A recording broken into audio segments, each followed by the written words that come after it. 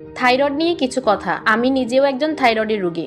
Thyroid দুই প্রকার, যেমন হাইপো এবং হাইপার। এটি এমন একটি সমস্যা যেটা বাইরে থেকে দেখা যায় না, কিন্তু ভেতর থেকে জীবনটাকে নষ্ট করে দেয়। ঘন ঘন মুড সুইং হয়, হঠাৎ করে মানুষ রেগে যায়, শরীরে অনেক ক্লান্তি আসে, অথচ ঘুম ঠিক মতো হয় না। অনেক সময় মানুষের মাথা ঘোরায় এবং হাত পা থরথর করে কেঁপে ওঠে, চোখে অন্ধকার দেখা, শরীরে হুটহাট করে ব্যথা অনুভব করা, মাথা কাজ করে না, ভুলে যাওয়া, একরকম উপসর্গ দেখা দেয়। কখনো ওজন বেড়ে যায়, কখনো আবার কমে যায়।